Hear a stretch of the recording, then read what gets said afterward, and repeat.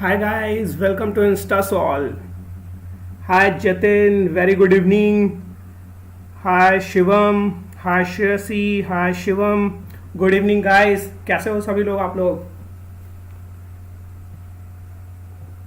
कैसा चल रहा है सब लोगों का? या Don is here. Adnan, Don. Great. How are you sir? I'm perfectly fine. और बाकी लोग कैसे हो? हाय हाय गाइस, बहुत सारे लोग जुड़ चुके हैं ऑलरेडी हमसे. सॉरी सर, कल नेटवर्क प्रॉब्लम थी इसलिए जल्दी चला गया था. कोई दिक्कत नहीं है यार, नेटवर्क प्रॉब्लम होता रहता है. ठीक है, आज हमारे यहाँ भी नेटवर्क प्रॉब्लम है, पूरा इलेक्ट्रिसिटी ब्लैकआउट हो चुका है. तो still I am here to teach you, तो डोंट वरी अबाउट इट. आप अपनी तरफ से कोशिश करो, मैं अपनी तरफ से कोशिश करता हूँ. Right. Good evening guys. Hi Ashish, Shreyashish, Adarsh. Good evening to everyone. ठीक है, कैसे हो सब लोग आप लोग? Oh, intelligent is here, welcome. Hi Adnan sir, बहुत दिनों के बाद. क्या बात कर रहे हो यार, मैं तो रोज आता हूँ. मतलब एटलीस्ट इस पूरे वीक में तो मैं हर दिन क्लास लिया हूँ. ठीक है, अच्छा. Good evening guys. I am Nigam. Oh Nigam, क्या भाई निगम, मेरे ख्याल से तुम बहुत दिनों बाद आ जाए हो. तुम तो रेगुलर स्टूडेंट हुआ करते थे, कहाँ गायब हो गए थे इतने दिनों से? आप अच्छे हो ना सर? अरे एकदम मस्त हो यार, झकास. तुम लोग बताओ कैसे हो? मैं एकदम मस्त हूँ. ठीक है, जैसा होना चाहिए वैसा ही हूँ. Perfectly fine to teach you, perfectly fine. Okay, चलो ठीक है. अब सब लोग आ ही गए हैं, इतने सारे लोग आ ही गए हैं, तो स्टार्ट करते हैं. हाय हाय पढ़ाकू. I am fine Adnan. मैं आ गया, बहुत अच्छी बात है, आ गए तो. हाय हाय साहिल, हाय शेखर, एवरीवन. चलो बहुत अच्छी बात है, सब लोग आ गए हो तो हम लोग स्टार्ट करते हैं आज की क्लास. और जो ये हमारा आज फाइनल लेक्चर है on this mechanical properties of solid and fluids. तो इसमें मैंने 3 लेक्चर लिए अभी तक. ये तीसरा लेक्चर है बेसिकली.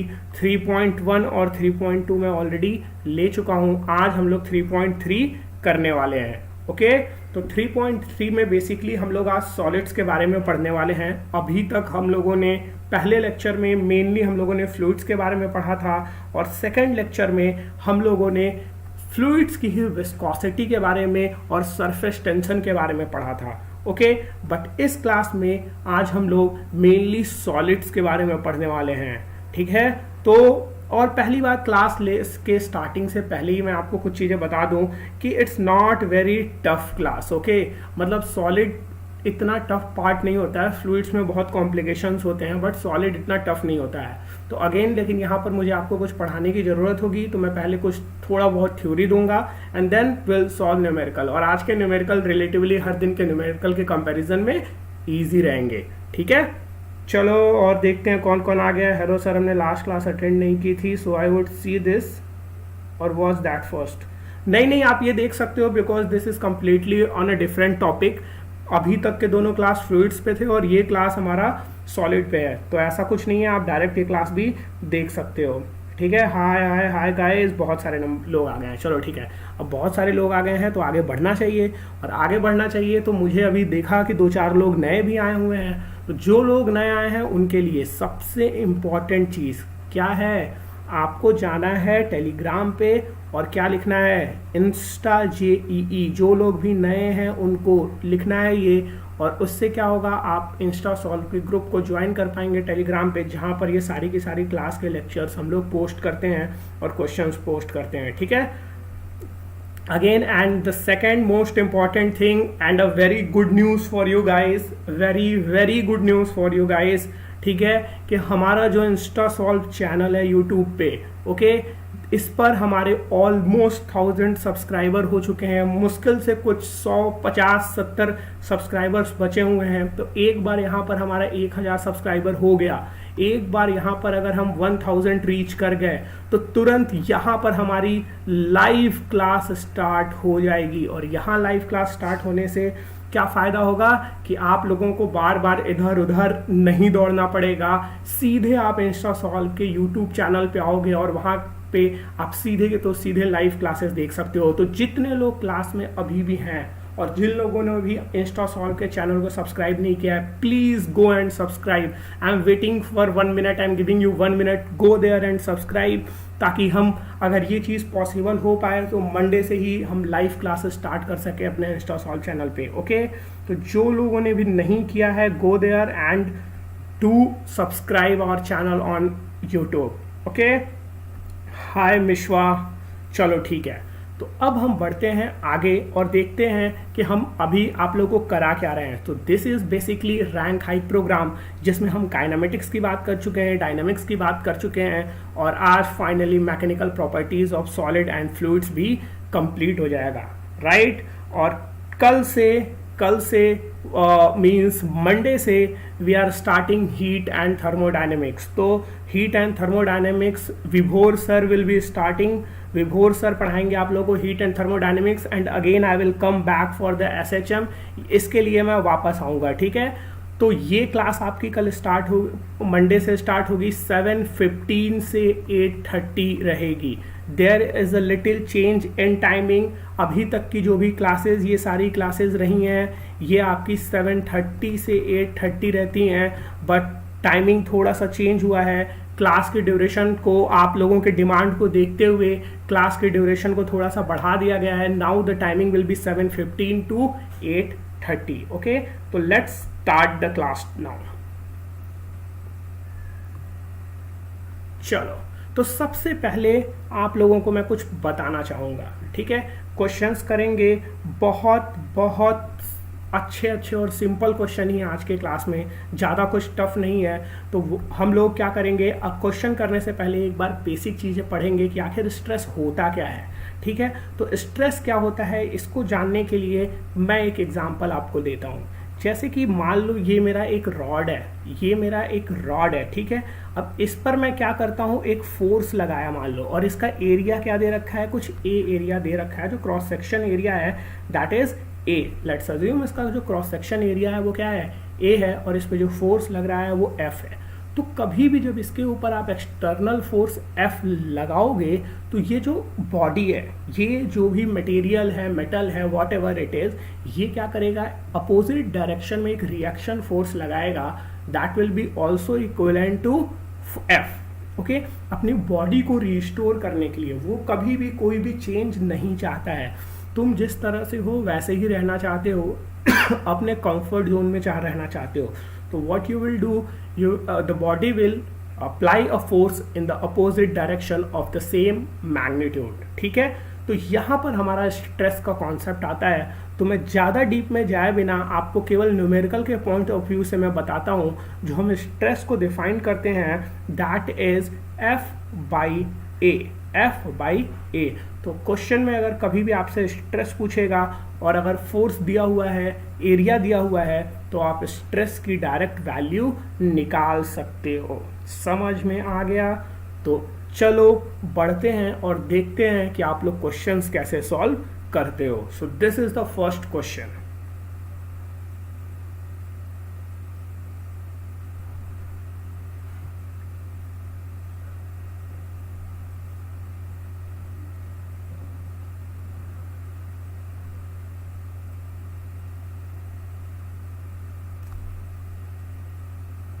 बताओ कौन सा ऑप्शन होगा?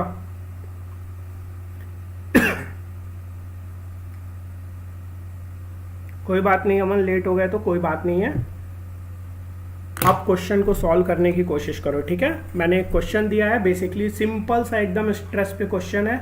इस क्वेश्चन को सॉल्व करने की कोशिश करो।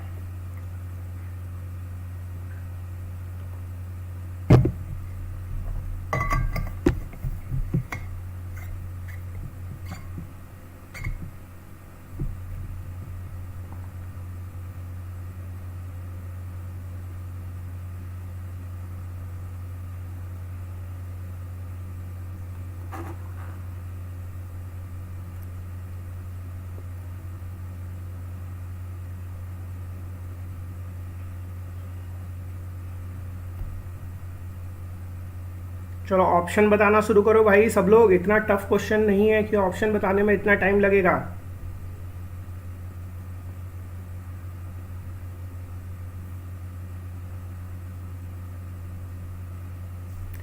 4.8 इंटू 10 पे पावर, अच्छा 4.8 है ही नहीं यार, 4 इंटू 10 पे पावर 7 है पहला ऑप्शन, 4 इंटू 10 पे पावर किलो न्यूटन है, फिर सबके सब 4 इंटू 10 पे पावर 7 है, बस चेंज क्या है कि न्यूटन पर मीटर स्क्वायर है, न्यूटन पर मिलीमीटर स्क्वायर है, केवल ये चेंज है। ए और सी में लड़ाई चल रही है, मतलब मैक्सिमम लोग बोल रहे हैं या तो ए होगा या तो सी होगा। चलो थोड़ा सा और टाइम देता हूँ, देख लो, क्योंकि क्वेश्चन में इतना कुछ नहीं है, इसमें जस्ट सिंपली स्ट्रेस निकालना है, तो इतना भी टफ क्वेश्चन नहीं है, बहुत इजीली निकाला जा सकता है। तो चलो देखते हैं कैसे सॉल्व करेंगे इस क्वेश्चन को, ठीक है। तो स्ट्रेस की बात करें अगर, तो स्ट्रेस मैंने अभी आपको क्या बताया, stress is basically force upon area. अब बताओ फोर्स की अगर मैं बात कर रहा हूं तो कितना आंसर दे रखा है, 4.8 इंटू 10 पे पावर 3, ओके, अपॉन जो यहाँ पर नीचे वैल्यू आएगी वो क्या आएगी, एरिया की वैल्यू आएगी, और एरिया कितना दे रखा है 1.2 सेंटीमीटर स्क्वायर, तो उसको मीटर स्क्वायर में कन्वर्ट करना पड़ेगा, तो 10 पे पावर -4 सॉल्व कर लोगे, 4 इंटू 10 पे पावर 7 न्यूटन पर मीटर स्क्वायर आंसर आ गया। तो सही आंसर कौन सा हो गया, सी। तो जितने लोग सी बोले हैं उन लोगों का आंसर क्या है, सही है। समझ में आ गया सब लोगों को। आई डोंट थिंक कि इसमें कुछ प्रॉब्लम होगी, क्योंकि क्वेश्चन बहुत सिंपल था, केवल फॉर्मूला बेस पे क्वेश्चन था और बहुत इजीली ये क्वेश्चन सॉल्व हो गया। समझ में आ गया। अब हम बात करते हैं, ठीक है, तो नेक्स्ट क्वेश्चन पे हम बढ़ सकते हैं। गुड इवनिंग गुरु जी, गुड इवनिंग भाई। सी चलो बहुत सही, मतलब सब लोगों का आंसर आ ही गया था। आई डोंट थिंक कि किसी का कुछ गलत था, सब लोगों का आंसर आ गया था, ठीक है। तो अब मैं क्या करने जा रहा हूँ, स्ट्रेन के बारे में आपको बताना जा रहा हूँ, ठीक है। तो जब हम स्ट्रेस से आगे बढ़ते हैं, तो एक टर्म आता है स्ट्रेन। तो हमारे लिए जानना इंपॉर्टेंट है कि भाई स्ट्रेन होता क्या है। तो स्ट्रेन जो होता है that is basically delta L upon L not, ठीक है। अब यहाँ देखते हैं डेल्टा एल क्या है, एल नॉट क्या है। तो डेल्टा एल मतलब चेंज इन लेंथ। तो भैया चेंज इन लेंथ की अगर बात करते हो आप, मतलब क्या बोलते हो, फाइनल लेंथ माइनस ओरिजिनल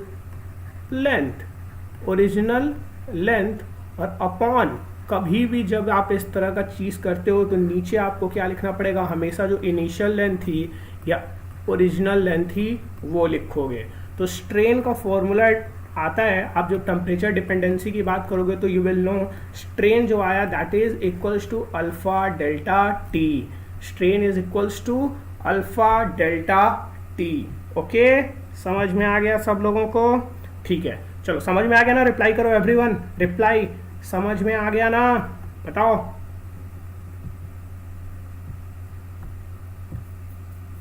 ठीक है, चलो आई थिंक समझ में आ गया होगा। तो अब अगले क्वेश्चन पे पढ़ते हैं। तो चलो सॉल्व करने की कोशिश करो। बहुत सिंपल सा क्वेश्चन है, बताओ।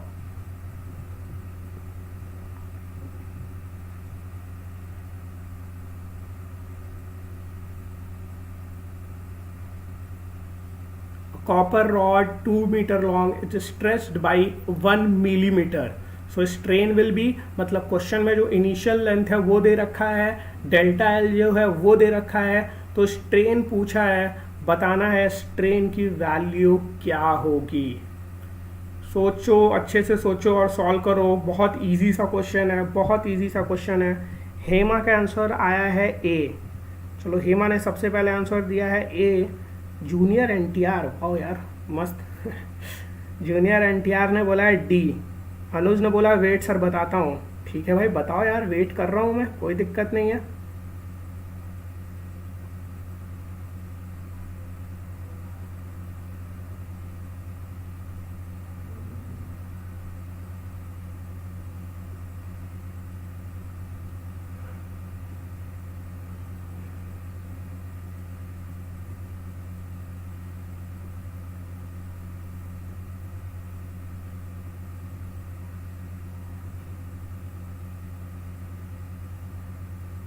चलो मैक्सिमम लोगों का आंसर अब आ गया है। मैक्सिमम लोगों का आंसर आ गया ए बी सी डी। अरे भाई यार ऐसा तो नहीं क्वेश्चन है कि जिसमें इतनी सारे वैरायटी आ जाए लोगों के आंसर में। ए ही होगा। अरे लड़ाई भी कर लो तुम लोग इसी में, ए ही होगा और कुछ नहीं हो सकता है। ठीक है चलो देखते हैं क्या होगा। A copper rod of 2 metre long. मतलब कि जो कॉपर रॉड है उसका इनिशियल लेंथ जो दे रखा है वो कितना है, 2 मीटर दे रखा है, इज स्ट्रेच्ड बाई 1 mm। अब पता है यहाँ पर क्या सीन है, यहाँ बहुत सारे लोगों ने, तुम लोगों में से डेल्टा एल की जो वैल्यू है ना वो 1 ले ली होगी, जो कि गलत है, जो कि गलत है। डेल्टा एल की जो वैल्यू है एक्चुअली में वो 10⁻³ है, और जब ये यूज़ करोगे तो फिर तो भैया क्वेश्चन में कुछ है ही नहीं। स्ट्रेन की वैल्यू क्या हो गई, delta L upon L, delta L is 10⁻³, L is 2, 5 × 10⁻⁻4, और हम एक कॉपर रॉड की बात कर रहे हैं तो ये स्ट्रेन जो लिखा वो सिंपली लॉन्गिट्यूडनल हो गया, तो 5 × 10⁻⁴ लॉन्गिट्यूडनल। तो करेक्ट आंसर इज सी। समझ में आ गया सब लोगों को, आया सब लोगों के समझ में? Jasveer is also here, okay, welcome Jasveer. C होगा, चलो बहुत अच्छी बात है। बताओ सब लोगों को आ गया समझ में, तो नेक्स्ट क्वेश्चन की तरफ बढ़ें।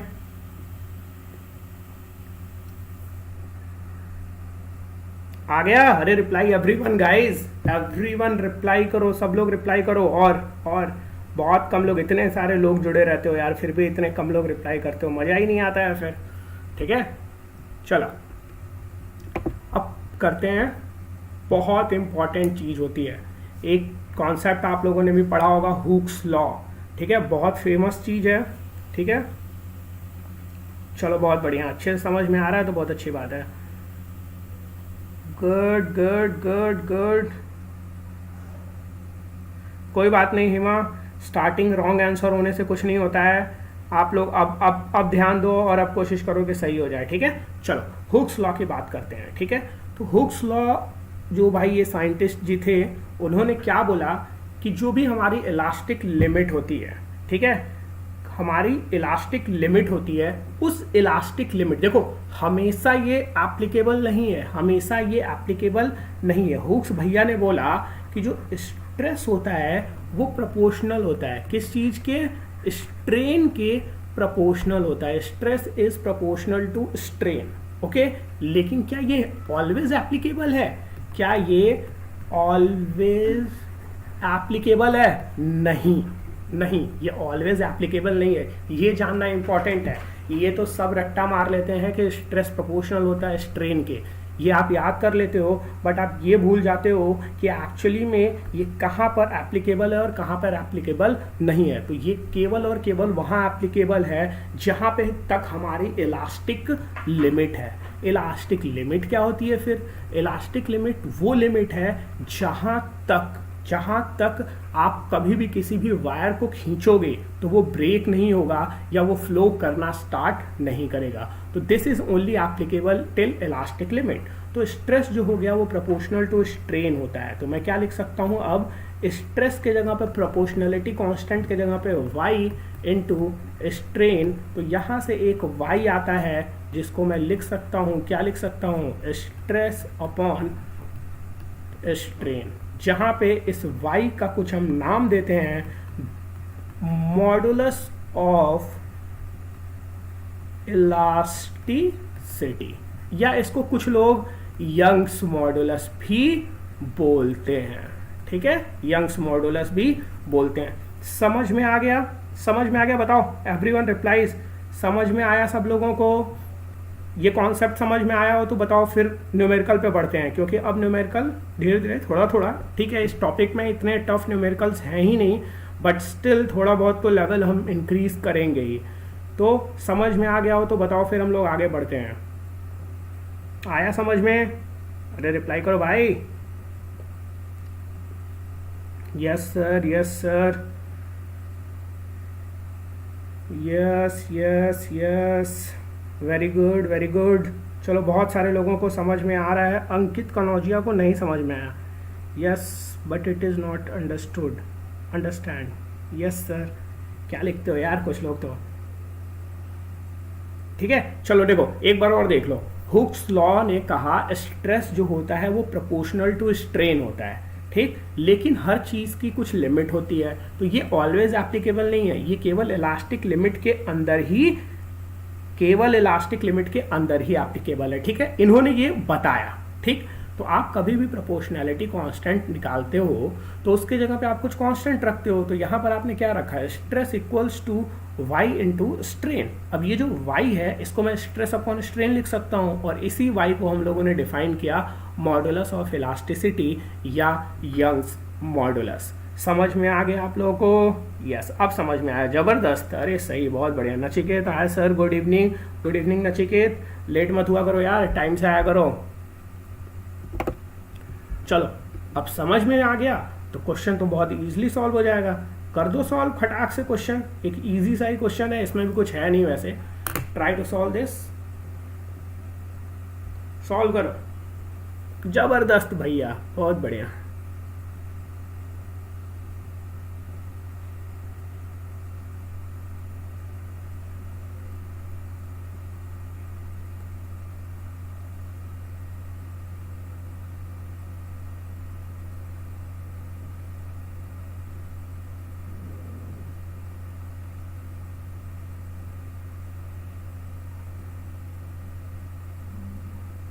सॉल्व करो भाई, बस सिंपली फॉर्मूला लगाना है। देखो तुम लोगों को मैंने दो चीज अलग अलग पढ़ाया, एक पढ़ाया क्या, स्ट्रेस पढ़ाया, और एक चीज क्या पढ़ाई, स्ट्रेन पढ़ाया। और फिर मैंने यंग्स मॉडुलस का यूज करते हुए, या बोल लो ऐसे हुक्स लॉ को यूज करते हुए, मैंने आपको पढ़ाया कि किस तरह से हमारा जो यंग मॉडुलस है या मॉडुलस ऑफ इलास्टिसिटी है वो, या वैल्यू ऑफ वाई है, वो किस तरह से स्ट्रेस और स्ट्रेन पे डिपेंड करेगी। तो हम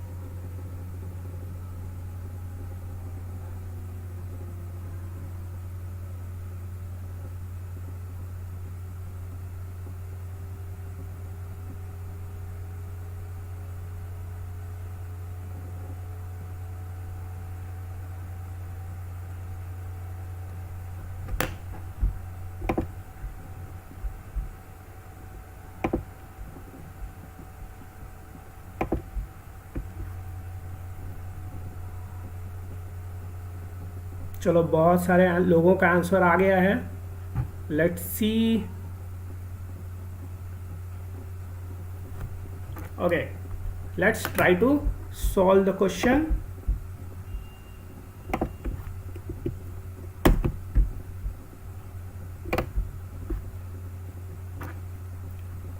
अब देखो सॉल्व करना है इसको, तो सिंपली हुक्स लॉ का यूज करते हुए हम लोग इसको सॉल्व करेंगे। तो y जो हम लोगों ने पढ़ा था वो क्या होगा, simply f upon a upon l upon capital L होगा। और क्यों होगा भाई ऐसा, ऐसा क्यों होगा, जस्ट बिकॉज क्योंकि ये आपका क्या होता है, स्ट्रेस होता है, और ये क्या होता है, स्ट्रेन होता है। समझ में आया आप लोगों को? तो अब आपका स्ट्रेस और स्ट्रेन की वैल्यू पता है, क्वेश्चन में आपका क्रॉस सेक्शन दिया हुआ है, मतलब कि एरिया दे रखा है, लेंथ दे रखा है, डेल्टा एल दे रखा है, सब कुछ ले आके वैल्यू यहाँ पर पुट कर दो, y की वैल्यू निकल जाएगी। y की वैल्यू आएगी 2 × 10⁻11 न्यूटन पर मीटर स्क्वायर। तो जो करेक्ट आंसर होगा that will be B. Okay, समझ में आ गया सब लोगों को? बी बी बी बी, बहुत सही। चलो सब लोगों का आंसर मैच कर गया तो बहुत अच्छी बात है, ठीक है। न्यूटन पर मीटर स्क्वायर आंसर आएगा। चलो नेक्स्ट क्वेश्चन पे बढ़ते हैं। तो अब आया हमारा थर्मल एक्सपेंशन।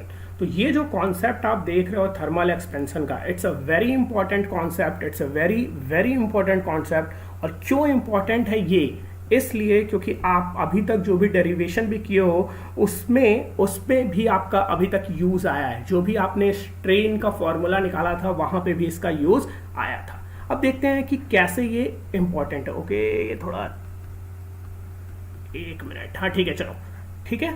अब ये चीज देखो, कुछ इस तरह का एक हमारा रॉड है। इस रॉड की जो लेंथ है मैं मान लेता हूं वो कितनी है, L0 है। लेंथ है जो इस रॉड की वो कितनी है, L0 है, ठीक है। तो अब लेंथ की अगर जो इस रॉड की लेंथ है वो R0 है, तो इस वजह से अब मान लो इसका टेम्परेचर अगर मैं इंक्रीज करता हूं, इसका अगर मैं टेम्परेचर इंक्रीज करूंगा तो लेंथ चेंज होगा। चलो भैया, इस रॉड को फिर से मैंने बना दिया, ठीक है। इस रॉड को फिर से मैंने बना दिया, this is L not plus delta L, L not plus delta L, ये मेरा एक नया लेंथ आ गया। ये क्या था, बिफोर हीटिंग, ये मेरा क्या था, बिफोर हीटिंग, और ये क्या था, आफ्टर हीटिंग। समझ में आ गया। अब एक बात बताओ, जो डेल्टा एल था that will be proportional to L naught, मतलब जो इनिशियल लेंथ था उसी के प्रोपोर्शनल में तो डेल्टा नॉट बढ़ेगा। जो तुम्हारा डेल्टा एल होगा वो डेफिनेटली बढ़ेगा। कैसे, किसके प्रोपोर्शनैलिटी से, एल नॉट के प्रोपोर्शनैलिटी से, ठीक है। और ये आपका प्रोपोर्शनल होगा टेम्परेचर की भी, मतलब टेम्परेचर इंक्रीज करोगे तो उससे क्या होगा, आपका लेंथ इंक्रीज करेगा। तो इस वजह से जो डेल्टा एल है वो एल नॉट के भी प्रोपोर्शनल होगा और डेल्टा टी के भी प्रोपोर्शनल होगा। तो मैं लिख सकता हूं कुछ डीएल जो हो गया उसके बारे में मैं कुछ लिख सकता हूं। एक तो प्रोपोर्शनैलिटी कांस्टेंट को हटा के simply alpha L naught into D T कर दिया। तो इसको हम लोग कुछ इस तरह से भी लिख सकते हैं, delta L equals to alpha L naught delta T. तो यहां से आप एल की वैल्यू आपको पता चल गई, L naught into 1 plus alpha delta T. तो ये बहुत इंपॉर्टेंट फॉर्मूला है आपके लिए, ये आपको यूज करना है। सर नेट प्रॉब्लम, हुरिकेन आ गया, क्या हो गया भाई सब लोगों को, एवरीथिंग इज फाइन? या नेट का प्रॉब्लम हो सकता है, because I am also facing some net problem, ठीक है। तो इट इज पॉसिबल कि नेट का भी प्रॉब्लम हो सकता है, ठीक है। बाकी आप लोगों के तरफ कहाँ sir net problem, sir net problem, मतलब बहुत सारे लोगों को नेट का प्रॉब्लम हो रहा है। एक बार आप सब के सब लोग एग्जिट करके फिर से एंट्री करो, होप कि ये सही भी हो सकता है। एक बार जस्ट ट्राई इट, जस्ट। आ रही है क्या आप लोगों को आवाज, आ रही है क्या मेरी सब लोगों को? चलो ठीक है। तो आप लोगों को थर्मल एक्सपेंशन का जो फॉर्मूला होगा वो हमने निकाल लिया, मतलब जो L होगा that will be equals to L naught into 1 plus alpha delta T.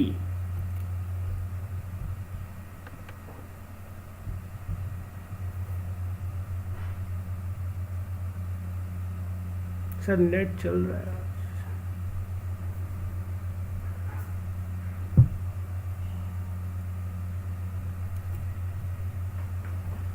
ठीक है। चलो नेक्स्ट क्वेश्चन सॉल्व करते हैं हम लोग।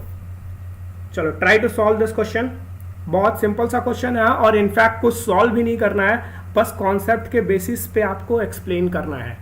तो मेरा क्वेश्चन इसमें ये है, क्वेश्चन में पूछा क्या हुआ है पहले ये देखो। पहले ये इंपॉर्टेंट है, एक रेक्टेंगुलर प्लेट है तुम्हारा, ठीक है। एक रेक्टेंगुलर प्लेट है, has a circular cavity shown in the figure। यहाँ पे एक सर्कुलर कैविटी बनी हुई है, ठीक है। If you increase the temperature then which of the dimension will increase in following figure, ठीक है।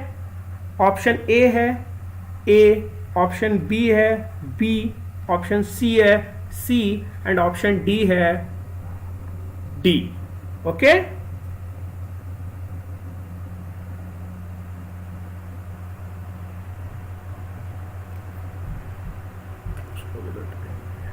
ठीक है। चलो try to solve this question, try to solve this question.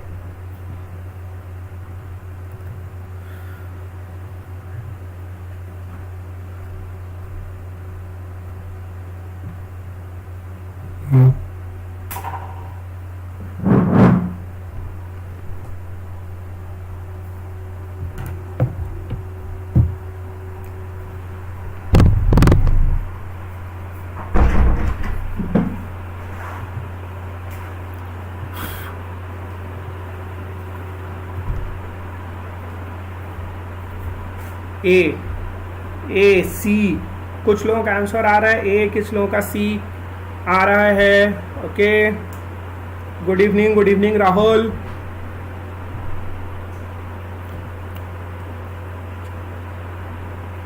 No sir सी।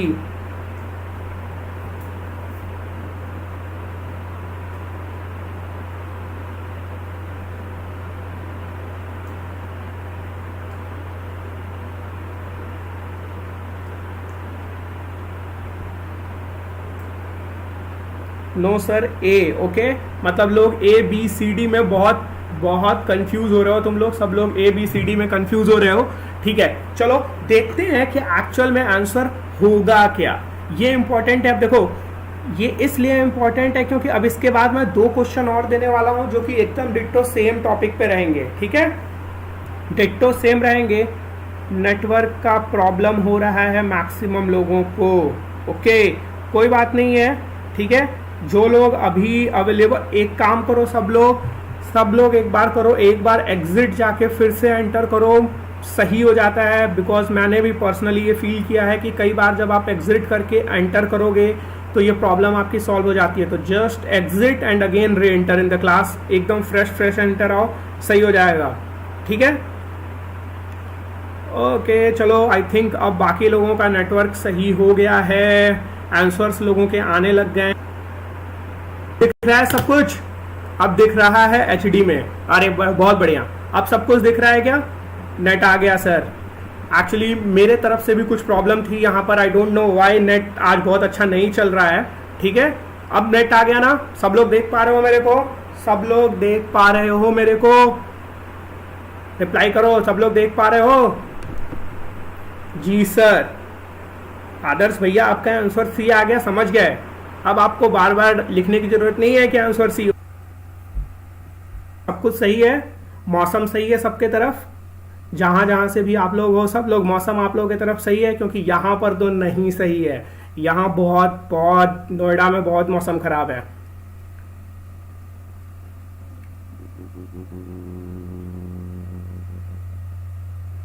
हाँ सही है, अरे चलो बहुत अच्छा है यार। हमारे तो पूरा का पूरा सोसाइटी का ही बैकअप पावर भी होता है और बैकअप पावर भी उड़ जा रहा है बार बार, तो कुछ नहीं कर सकते, हमारे पास कोई ऑप्शन भी नहीं है। ठीक है, तो इस वजह से मुझे फोन के हॉटस्पॉट से आपको कनेक्ट करना पड़ रहा है बार बार, और इस वजह से लाइट की भी प्रॉब्लम हो रही है, तो वीडियो आपको दिखाई नहीं दे रहा। ओके, तो दिस इज द प्रॉब्लम। तो कुछ नहीं कर सकते इसके लिए, बट कोई दिक्कत नहीं है, हम कोशिश करते हैं, जितना सीखने की कोशिश करते हैं उतना करेंगे और सीखेंगे भी पूरा पूरा। ओके, टेंशन नहीं लेने का। ठीक है, चलो अब देखते हैं कि रेक्टेंगुलर प्लेट है, has a circular cavity as shown in the figure. If we increase it temperature then which dimension will increase in the following figure. तो अब एक बात बताओ तुम लोग, एक चीज हमेशा ध्यान रखना, जब भी टेम्परेचर इंक्रीज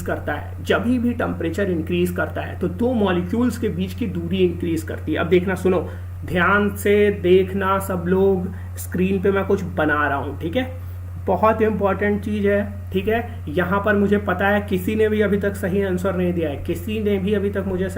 दिया है, इसलिए it's very important to everyone. ठीक है, अब देखो ये मॉलिक्यूल है A, ये मॉलिक्यूल है B। ठीक है, अब इन दोनों के बीच की जो दूरी है वो बहुत थोड़ी सी दूरी है, क्या है? Small r। ठीक है, इन दोनों के बीच की दूरी है वो, या मान लो R1 है। समझ में आ गया? अब क्या हुआ, मैंने यहाँ इसको हीट किया, मतलब कि टेम्परेचर इंक्रीज किया। अब जैसे ही मैंने इसका टेम्परेचर इंक्रीज कर दिया, ये मॉलिक्यूल्स दूर दूर भागे। अब ये A मॉलिक्यूल मान लो यहाँ रह गया और B मॉलिक्यूल चला गया यहाँ पे। ठीक, सिमिलरली एक मॉलिक्यूल यहाँ पर भी था, C भी था, जो इससे A मॉलिक्यूल से दूरी पर था, कितने? R2 दूरी पे। अब C मॉलिक्यूल भी भाग के चला गया यहाँ पे। अब ये कितना दूरी पर है? कुछ कैपिटल R2 दूरी पर है, और A और B कितने दूरी पर है? कुछ कैपिटल R1 दूरी पर है। समझ में आया? तो हो क्या रहा है, जब हम लोग टेम्परेचर इंक्रीज करते हैं तो क्या होता है, सारे के सारे मॉलिक्यूल एक दूसरे से दूर जाने की कोशिश करते हैं। सब के सब मॉलिक्यूल एक दूसरे से दूर जाने की कोशिश करते हैं, और जब इतना दूर जाने की कोशिश करते हैं तो एक बात बताओ, 90% लोग, तुम लोगों ने ये चीज सोचा होगा कि जब हम लोग इसका टेम्परेचर इंक्रीज करेंगे तो ये जो सर्कल है ये छोटा हो जाएगा, क्योंकि ये जो सॉलिड पार्ट है वो इसमें समाने लगेगा, वो अपनी दूरी कम करने की कोशिश करेगा, जो भी कैविटी है उसको फिल करने की कोशिश करेगा। लेकिन मुझे तुम ये बताओ, अगर मान लो यहाँ ये पार्टिकल है A, ये पार्टिकल है मेरा, मान लीजिए आप लोग B, तो अगर इन दोनों के बीच का डिस्टेंस अभी कुछ ये है, कुछ रेडियस R है मान लो। ठीक है, तो अगर मान लो ये कैविटी भरने लग गई तो क्या कुछ ए यहाँ चला आएगा और बी कुछ क्या यहाँ चला आएगा और इनके बीच की दूरी क्या कम हो जाएगी, जो कि कभी नहीं हो सकती। टेम्परेचर इंक्रीज करने से केवल और केवल एक काम होता है, मॉलिक्यूल्स के बीच की दूरी बढ़ती है, कभी भी मॉलिक्यूल्स के बीच की दूरी कम नहीं होती है। तो इस वजह से ये कैविटी भी इंक्रीज करेगा, तो सी का साइज भी इंक्रीज करेगा, डी का साइज भी इंक्रीज करेगा, बी का साइज भी इंक्रीज करेगा और ए का भी साइज इंक्रीज करेगा। समझ में आ गया? तो आंसर क्या होगा? ए बी सी डी, सारे के सारे ऑप्शन सही होंगे। समझ में आ गया सब लोगों को कि नहीं? अरे रिप्लाई करो everyone. Yes sir, yes sir, बहुत अच्छी बात है। चलो सबके समझ में आ रहा है तो बहुत अच्छी बात है। Good, perfectly. चलो तो अगर पिछला क्वेश्चन समझ में आया आप लोगों को, अगर आप लोगों को पिछला क्वेश्चन समझ में आया तो ये क्वेश्चन भी आप लोगों को समझ में आ जाएगा और आप लोग ये क्वेश्चन भी सॉल्व कर लोगे। तो चलो बताओ जरा इसका all of these. Okay, Manu is saying B, ठीक है। Shivam is again saying all of the. दूर जाने की क्या करेंगे?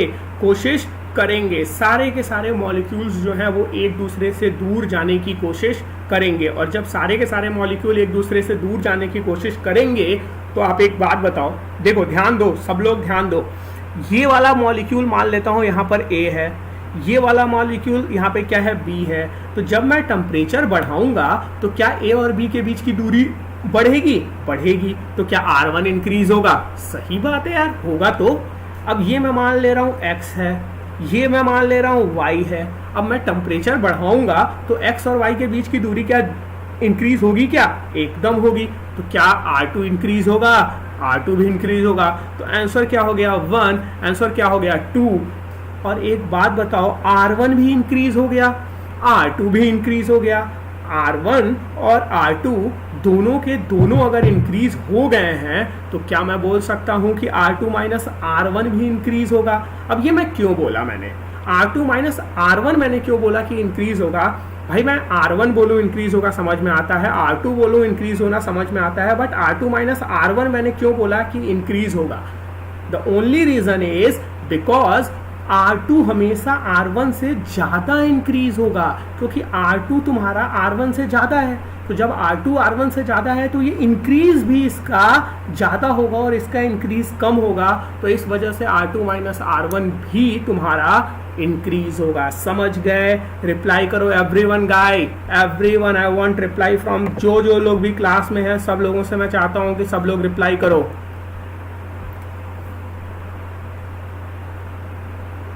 Everyone reply please. वरुण को समझ में आ गया, चलो बहुत अच्छी बात है, वरुण को समझ में आ गया। तो बाकी लोग कोशिश करो समझने की। देखो समझ में आ रहा है कि नहीं आ रहा है, क्योंकि इतना टफ नहीं है, बहुत इजीली सॉल्व किया जा सकता है। कुछ नहीं था क्वेश्चन में, मैंने जो पिछला कॉन्सेप्ट बताया था उसी बेसिस पे था। तो ठीक है,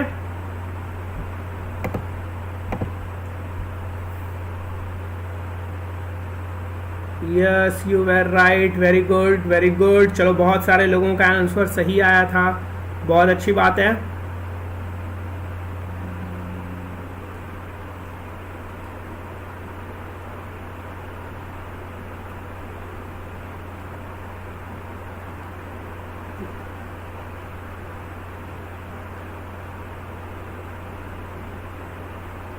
चलो तो नेक्स्ट क्वेश्चन की तरफ बढ़ते हैं। So this is the next question.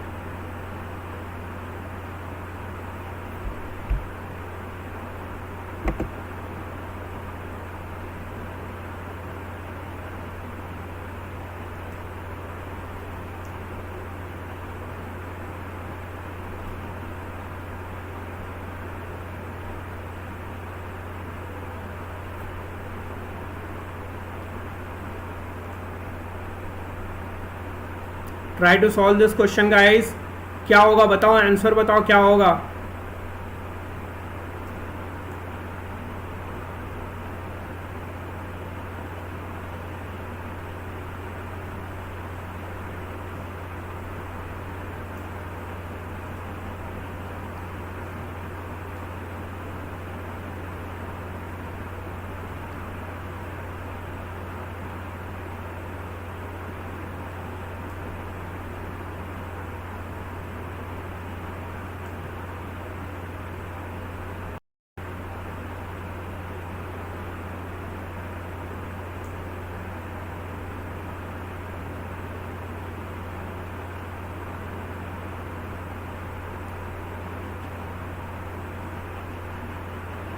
Hi Abhishek, welcome to the class. Try to solve the question.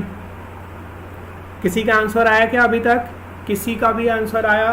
A small ring having a small gap is shown in the figure on heating, what will happen to size of gap? चलो बताओ, सब लोग बताओ भाई, size of जो gap का size है उस पर क्या फर्क पड़ेगा?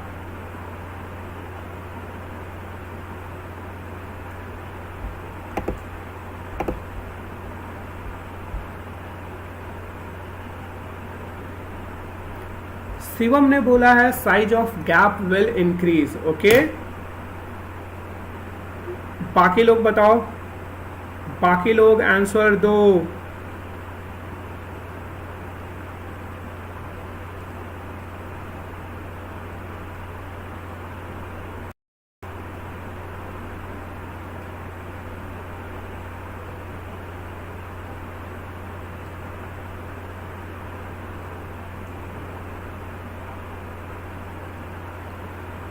अभी तक जितना पढ़ाया उसी बेसिस पे है, और लास्ट वाला क्वेश्चन जो मैंने कराया था एकदम डिट्टो उसी बेसिस पे है। मैंने कहा था दो मॉलिक्यूल्स के बीच में हमेशा क्या होगी? दूरी हमेशा इंक्रीज करेगी। अगर कोई भी दो मॉलिक्यूल्स हैं, अगर हम टेम्परेचर को इंक्रीज करते हैं तो what will happen? The distance between any of the two molecules will increase, और उस वजह से यहाँ पर भी क्या होगा? Remain same. शायद आदर्श बोल रहा है कि सेम रहेगा। ओके, शिवम बोल रहा है साइज इंक्रीज करेगा। Okay, gap will increase. Ishaan is also saying gap will increase. Okay, Varun is saying sir gap will increase. Okay, चलो देखते हैं कि गैप इंक्रीज करेगा या नहीं करेगा। ठीक है, तो अब एक बात बताओ, अगेन देखो, सिंपली कुछ भी ये किया करो। इसको मैंने मॉलिक्यूल ले लिया ए, इसको मैंने मॉलिक्यूल ले लिया बी। अब एक बात बताओ, जब मैं टेम्परेचर को इंक्रीज करूंगा तो व्हाट विल हैपन?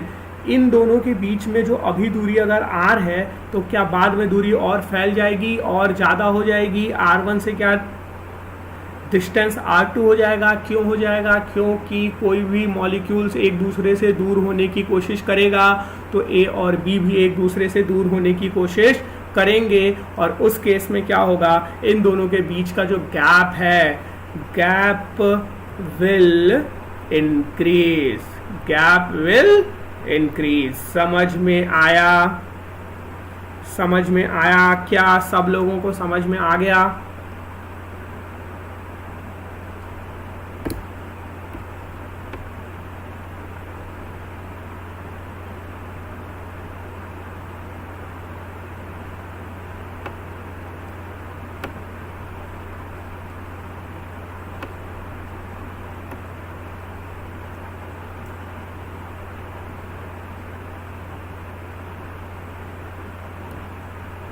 आ गया?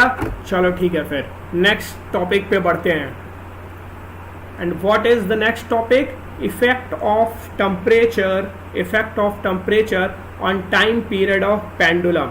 ये भी एक इम्पॉर्टेंट टॉपिक है, और क्यों इम्पॉर्टेंट टॉपिक है वो आपको अभी दिख जाएगा, क्योंकि टाइम के साथ जो हमारा पेंडुलम का टाइम पीरियड होता है वो भी टेम्परेचर के साथ चेंज होता है। आपको लगेगा कि भाई एक 30 डिग्री पर है टेम्परेचर तो टाइम पीरियड, और 40 डिग्री हमारा टेम्परेचर है तो टाइम पीरियड दोनों केस में सेम रहना चाहिए, बट ऐसा नहीं होता है। लेट्स चेक करके देखते हैं क्या टाइम पीरियड सेम होता है या नहीं होता है।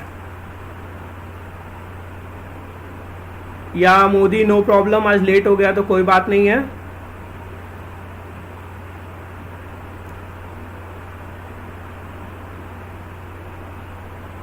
चलो ठीक है, अब मैं स्टार्ट करता हूँ। एक बात बताओ, आप लोगों ने पढ़ा होगा कि जो टाइम पीरियड होता है, ये चीज़ पढ़ा होगा, मैंने ही पढ़ाया हुआ है इनफैक्ट। ये क्या होता है? 2π√L/g के बराबर होता है। ठीक है, तो जो टाइम पीरियड होता है that is equal to 2π√L/g। तो मैं क्या बोल सकता हूँ? टाइम पीरियड जो होता है वो प्रोपोर्शनल होता है। किस चीज़ के प्रोपोर्शनल होता है? √L के प्रोपोर्शनल होता है, क्योंकि यहाँ से आपको दिख रहा है क्यों? क्योंकि 2 pi is constant, G is constant, केवल एक वेरिएबल आपका एल है, तो मैं बोल सकता हूँ टाइम पीरियड जो होता है वो एल के प्रोपोर्शनल, रूट एल के प्रोपोर्शनल होता है। अब चलो मैं मान लेता हूँ टेम्परेचर को मैंने इंक्रीज़ कर दिया, टेम्परेचर को इंक्रीज़ कर दिया तो ये क्या हो गया, टी डैश हो गया upon T, and this will be equals to, क्या मैं बोल सकता हूँ कि this will be L dash upon L, जहाँ पे एल डैश जो होगा वो नया वाला लेंथ है और जो सिंपल एल है वो पुराना वाला लेंथ है।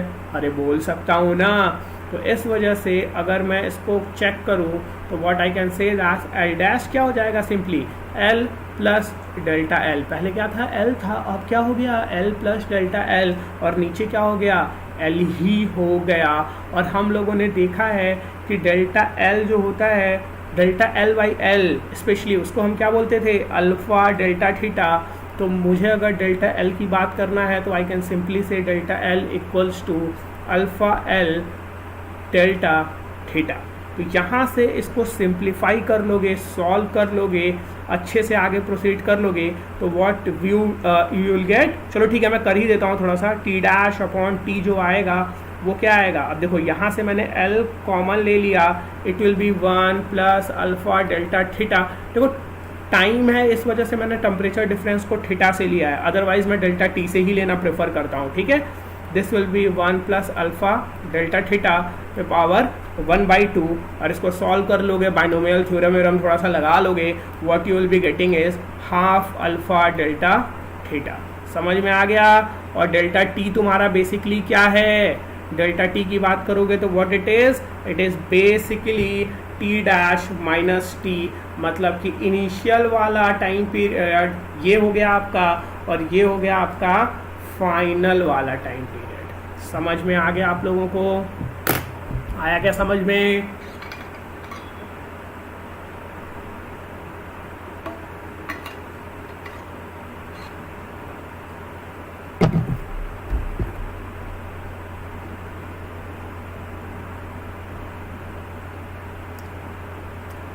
सब लोगों के समझ में? चलो जल्दी से एक बार और देख लो, ठीक है। एक बार और मैं बता दे रहा हूँ क्योंकि इसी कॉन्सेप्ट को यूज करके अब हम लोग क्वेश्चन सॉल्व करने वाले हैं, ठीक है।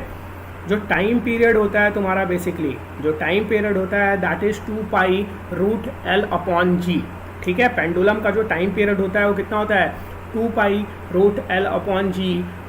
2 क्या है, कांस्टेंट, पाई क्या है, कांस्टेंट, जी क्या है, कांस्टेंट। तो मैं क्या बोल सकता हूँ, time period is proportional to delta L, time period is proportional to delta L. तो मैं क्या बोलूँगा, delta T dash upon T. देखो केवल ये नया वाला है, ये क्या है आपका नया वाला, और ये क्या है आपका पुराना वाला, ओल्ड वाला, मतलब जो इनिशियल में था वो है। तो क्या मैं डेल्टा एल अपॉन एल लिख सकता हूँ रूट में। अब बताओ एल डैश जो होगा that will be equals to L plus delta L, और नीचे वाला एल जो है भैया वो तो एल रहेगा ही रहेगा, उसमें तो कोई दिक्कत ही नहीं है, ठीक है।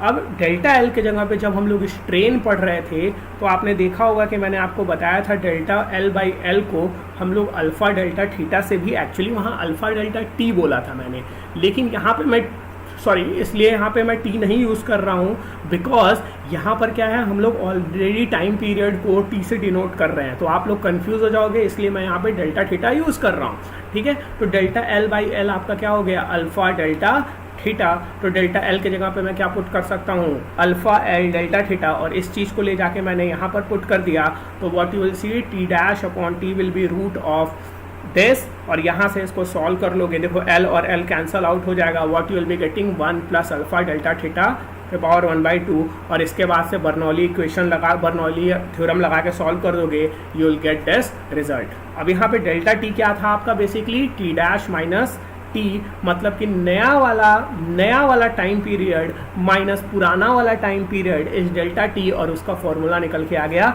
दिस वन, ठीक है। क्वेश्चन सॉल्व कर लोगे, चलो सॉल्व करते हैं, एक क्वेश्चन सॉल्व करते हैं, sorry yes, try to solve this question. I think network अब आ रहा है लोगों का, नेटवर्क आ रहा है तुम सब लोगों का, रिप्लाई करना जरा, आप लोग वीडियो देख पा रहे हो अच्छे से? यस, वरुण को आ रहा है, बाकी लोगों को आ रहा है क्या नेटवर्क अच्छे से? हाय इंस्टा सॉल्व यूज़र, कोई बात नहीं है, चलो ठीक है, आ रहा है, लोगों का आ रहा है, लाइव क्लास चल रहा है। यस ओके, हाँ यस सर, चलो ठीक है यार। हाँ सर, बहुत सारे लोगों को आ रहा है नेटवर्क, चलो अच्छी बात है यार। ठीक है, थोड़ा बहुत नेटवर्क इशू रहता है बट कोई बात नहीं, हम कोशिश करेंगे कि अपने तरफ से कोई प्रॉब्लम ना हो। ठीक है, चलो सॉल्व करने की कोशिश करो। ऑप्शन भी मैं दे देता हूँ तो अच्छा रहेगा आपके लिए।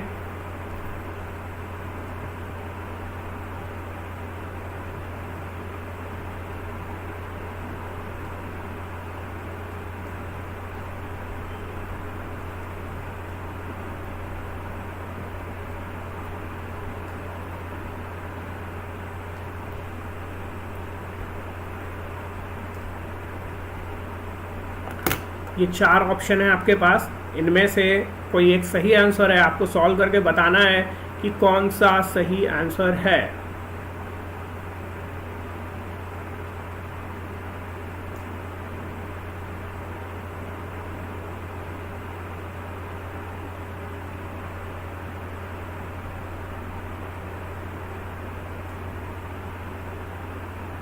चलो आई am giving you 2 minutes guys. अच्छा क्वेश्चन है, इतना टफ नहीं है, वैसे इस पूरे सब्जेक्ट में कोई खास टफ क्वेश्चन बनता ही नहीं है, बट ठीक है स्टिल ट्राई करो। ठीक है, बहुत इजीली सॉल्व हो जाना चाहिए, कुछ बड़ा नहीं है इस क्वेश्चन में।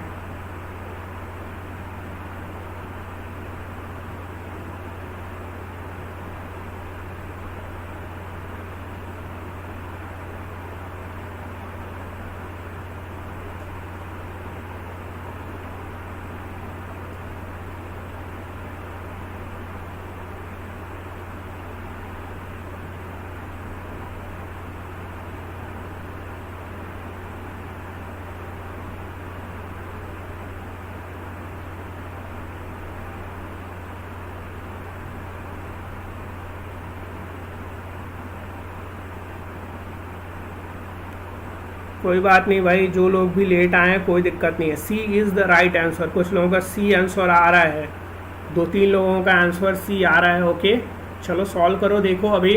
ठीक है, मैं टाइम दे रहा हूँ अभी, एक मिनट और ले लो और सॉल्व करने की कोशिश करो।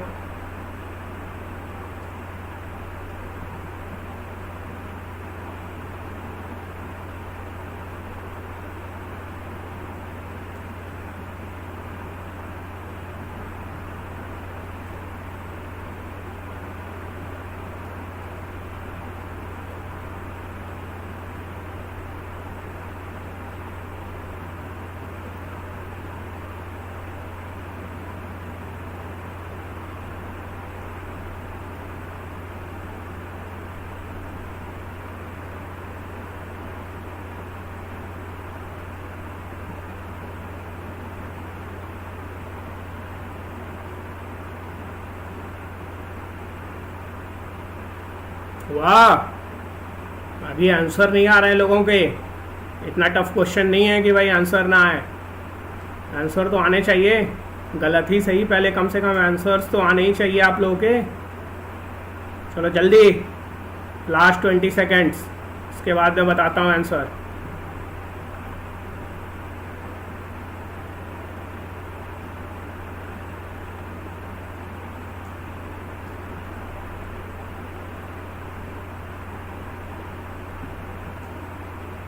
सी सी सी सी सी ए भी आया है किसी का। ओके, ए और सी में शिवम बेस्ट इज सेइंग ए 100% सही है। अच्छा भैया, इतना कॉन्फिडेंस।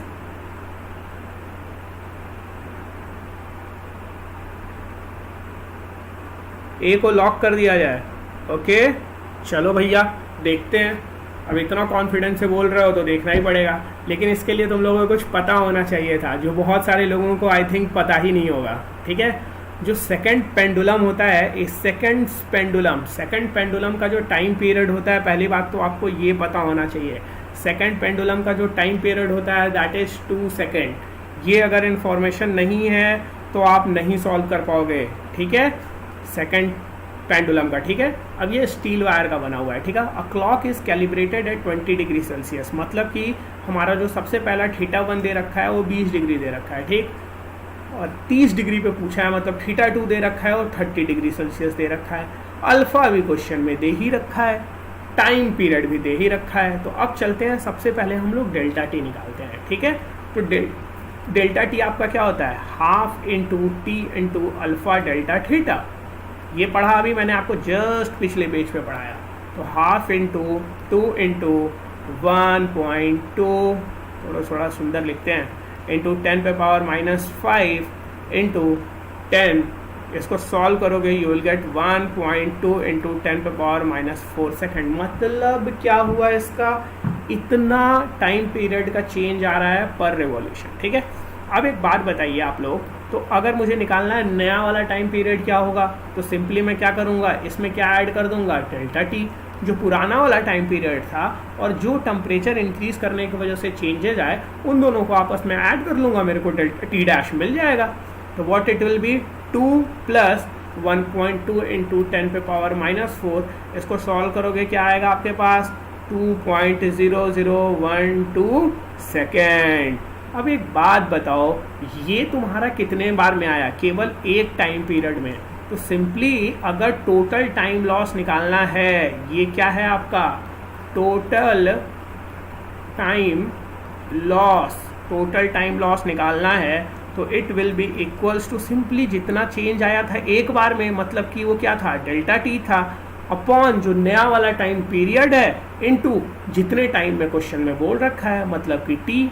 तो इसको सॉल्व कर लोगे तो क्या आ जाएगा, सिंपली डेल्टा टी आपका आया था 1.2 इंटू 10 पे पावर -4, नया वाला टी डैश कितना आया था 2.0012, और टी कितना बोला हुआ है भाई, अच्छे से देखो क्वेश्चन में क्या बोला है, 1 वीक बोला है। तो 1 वीक में कितने सेकंड होते हैं, पहले तो 1 वीक में 7 दिन होते हैं, फिर उसके बाद उसमें 24 घंटे होते हैं, और फिर उसमें कितने 3600 सेकंड होते हैं 1 घंटे में।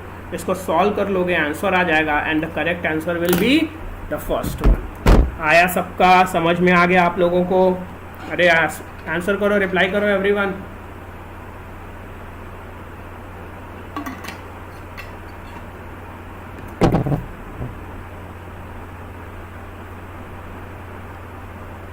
समझ में आया कि नहीं आया बताओ भाई, रिप्लाई एवरीवन, अच्छे से रिप्लाई करोगे तभी आगे बढ़ूंगा।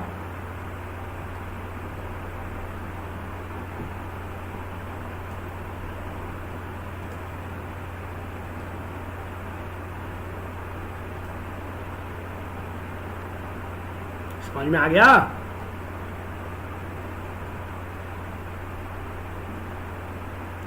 चलो ठीक है, फिर अगर समझ में आ गया है तो अगले क्वेश्चन की तरफ बढ़ते हैं। बहुत कम लोगों को ही वैसे, अच्छा yes yes yes okay yes sir I was right, very good very good, please repeat. Okay चलो देखो जल्दी से देखो, जिन लोगों को रिपीट के लिए बोला है, क्योंकि शायद इसके बाद 1 या 2 क्वेश्चन अभी और है, तो we don't have that much of time, लेकिन ठीक है जल्दी से देखो एक बार। जिन लोगों ने भी रिपीट के लिए बोला है, देखना देखो पुराना वाला टाइम पीरियड दे रखा है, इनिशियल टेम्परेचर और फाइनल टेम्परेचर दे रखा है, ठीक है। सबसे पहले डेल्टा टी निकालना है, मतलब कि एक टाइम पीरियड में टाइम का लॉस कितना हो रहा है या कितना एक्स्ट्रा टाइम हमें मिल रहा है। तो दैट विल बी 1.2 इंटू 10 पे पावर -4। ओके अब मैं निकाला कि नया वाला टाइम पीरियड क्या होगा, तो भाई जो नया ऐड हुआ है डेल्टा टी जो आया है उसी को तो ऐड करेंगे पुराने वाले में। तो ऐड कर दिया, हमें मिल गया नया वाला टाइम पीरियड मिल गया। तो अब बोला कि टोटल लॉस कितना हुआ टाइम, तो एक बात बताओ, जितना चेंज हुआ अपॉन जितना नया वाला टाइम पीरियड है इनटू जितने देर में पूछा हुआ है। तो 1 वीक में पूछा हुआ है, एक वीक में पूछा हुआ है, वो 1 वीक यहाँ पर पुट कर देंगे सिंपली। किस में लेकिन पुट करेंगे, सेकंड में पुट करेंगे। तो सेकंड में पुट कर दिया, सॉल्व कर दिया, आंसर आ गया, ए आ गया। नेक्स्ट क्वेश्चन की तरफ बढ़ते हैं, ठीक है। चलो जिन लोगों को भी नहीं, एक बार देखो, हो सकता है आज बहुत नेटवर्क पे क्राउड है, इस वजह से हो सकता है आज आप लोग को बहुत चीज़ें क्लियर नहीं हो रही हो। तो आप लोग सिंपली क्या कर सकते हो कि एक बार जब लेक्चर ख़त्म हो जाए उसके बाद ये पूरा का पूरा मटेरियल आपका आस्क IITian की चैनल पे अपलोडेड मिलेगा, आप वहाँ पर देख सकते हो पूरा का पूरा क्लास। ओके जिन लोगों को भी अभी तक प्रॉब्लम हो रही है, बिकॉज हो सकता है आज नेटवर्क इशू के वजह से प्रॉब्लम हो रहा हो, ठीक है, तो ये चीज़ हम लोग दूर कर सकते हैं। आप वहाँ पे सिंपली जाके चेक कर सकते हो। ओके गो टू, समझ में आ रहा है आप लोगों को? ठीक है चलो try to solve this question, try to solve this question. इसको ऑप्शंस भी मैं दे सकता हूँ आपको, या hi Munna Singh Rajput, how are you.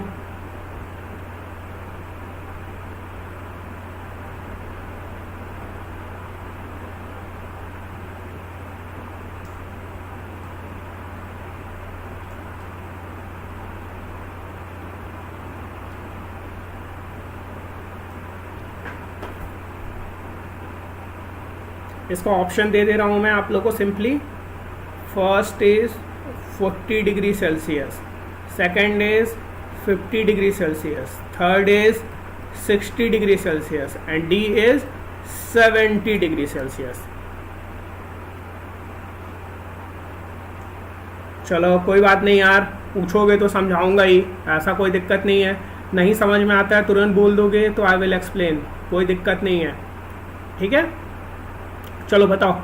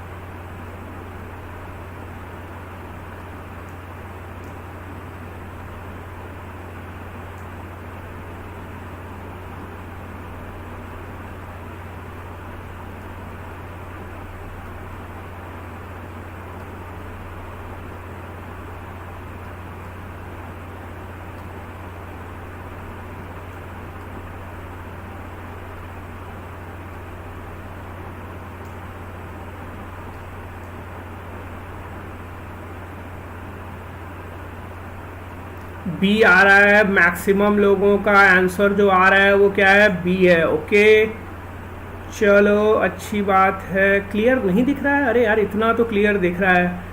अब तो जाके मुझे लग रहा है कि नेटवर्क अच्छा आ गया है मेरे तरफ से भी और तुम लोगों के तरफ से भी। अभी तक सब तरफ प्रॉब्लम ही प्रॉब्लम चल रहा था नेटवर्क का, ठीक है।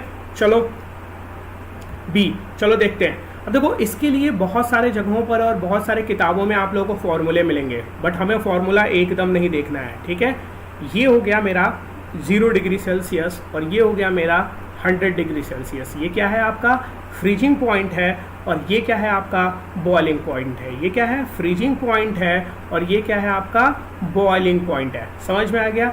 वैसे ही एक दूसरा स्केल मैं निकाल के लाता हूँ। यहाँ पर क्या बोला है, फ्रीजिंग पॉइंट को ये क्या करता है 5 डिग्री रीड करता है और बॉइलिंग पॉइंट को ये क्या रीड करता है 95 डिग्री रीड करता है, ठीक है। इसका मतलब इसके बीच की जो दूरी है वो कितनी है 90 डिग्री। एक्चुअली 100 डिग्री सेल्सियस के डिफरेंस को, इसका डिफरेंस की मैं बात कर रहा हूँ, डिफरेंस को कवर करता है। समझ में आ गया। तो अब बोला है कि जब इसकी रीडिंग 50 होगी, मतलब यहाँ पर जब इसकी रीडिंग 50 आ रही होगी तो एक्चुअल में रीडिंग क्या होगी। तो ये देखो 5 और 50 के बीच में कितना डिफरेंस है, 45 का डिफरेंस है।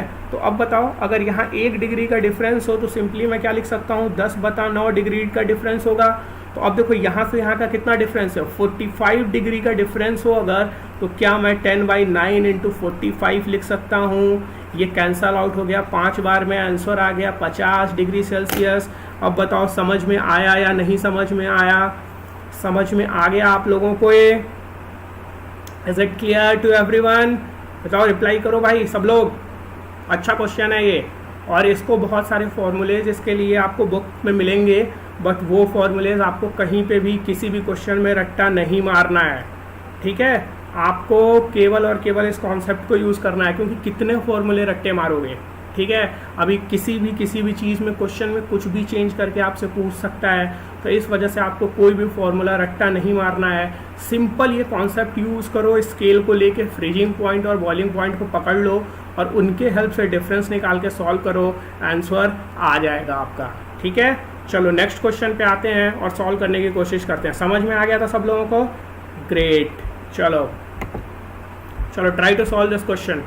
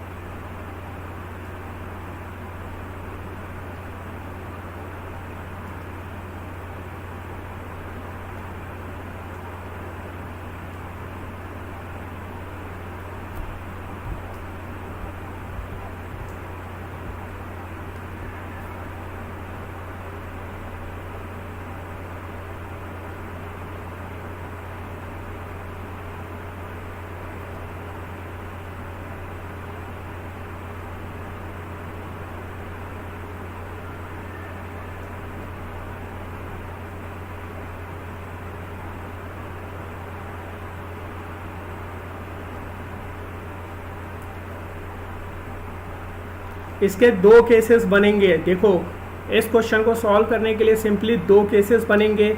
पहला केस तो ये होगा, जैसे क्वेश्चन में क्या बोला हुआ है, what will happen to the water level if the vessel is heated, मतलब कि जब तुम टेम्परेचर इंक्रीज करोगे तो क्या होगा। अब एक बार सोच के देखो कि मान लो तुमने जब टेम्परेचर इंक्रीज किया तो क्या आपका जो इसमें फ्लूइड है उसका भी टेम्परेचर इंक्रीज होगा ना, और जो हमारा बॉडी है मतलब जो भी हमारा वेसल है उसका भी टेम्परेचर इंक्रीज होगा। समझ में आ रहा है? तो दोनों का टेम्परेचर इंक्रीज करेंगे हम लोग। तो जब दोनों का टेम्परेचर इंक्रीज होगा तो एक्सपेंशन भी होगा, दोनों में एक्सपेंशन होगा। लेकिन क्या इस बात पे डिपेंड करता है कि एक्सपेंशन ज़्यादा किसका होगा। अगर मान लीजिए लिक्विड का एक्सपेंशन ज़्यादा हो गया और वाटर और हमारा जो भी वेसल है उसका एक्सपेंशन उतना नहीं हुआ तो व्हाट विल हैपन, पानी आपका नीचे से बाहर निकल जाएगा, पानी आपका जो भी है वेसल है इससे बाहर निकल जाएगा। लेकिन अगर वेसल का एक्सपेंशन ज़्यादा हुआ और पानी का एक्सपेंशन कम हुआ तो सिंपली क्या होगा, आपका ये चीज़ उसी में रह जाएगा और एक हाइट बस सिंपली राइज होगा। हो सकता है ये एच हाइट जो आपको दिख रही है अब वो 2h हो जाए और पानी का जो लेवल है वो 3/2h तक ही रह जाए, 1.5h तक ही रह जाए, तो आपका सिंपली वाटर का क्या होगा, लेवल हाई होगा। लेकिन अगर मान लीजिए मैंने जो कि फर्स्ट केस बोला, अगर हम लिक्विड की बात कर रहे हैं और लिक्विड का अगर वॉल्यूम ज़्यादा बढ़ गया एज कंपेयर टू दिस तो व्हाट विल हैपन, आपका ये ओवरफ्लो हो जाएगा। तो ये आपका होमवर्क क्वेश्चन है, ठीक है, ये आपका होमवर्क क्वेश्चन है। इस क्वेश्चन को आपको कल करके लाना। नेक्स्ट क्लास जो भी मेरी होगी, my next class will be on Friday, ठीक है। नेक्स्ट क्लास मेरी अगली क्लास फ्राइडे होगी एट 7:15 मेरी नेक्स्ट क्लास होगी फ्राइडे को। तो आप लोगों को इस क्लास में मैं डिस्कस करूंगा। And one very important thing that from Monday onwards हमारा हीट स्टार्ट हो रहा है and the timing is 7:15 to 8:30, ठीक है। तो कोई भी लेट नहीं करेगा, 7:30 नहीं टाइम है, अब हमारा जो टाइम है वो 7:15 है एंड विभोर sir will be taking the class, ठीक है। तो आप लोग अच्छे से आओ, पढ़ाई करो अच्छे से और एंजॉय करो। And at the last again as I told as always, देखिए 1-2 क्वेश्चंस रह गए हैं, ये हमारे आपको सिंपली क्या करना है, जाके टेलीग्राम के चैनल से जाके डाउनलोड करना और सॉल्व करना and will see in next class, okay. और ये हमारा इंस्टा सॉल्व का जो यूट्यूब चैनल है इसको जाओ और सब्सक्राइब करो जितने लोग भी आज क्लास में नए आए हुए। Okay guys, bye.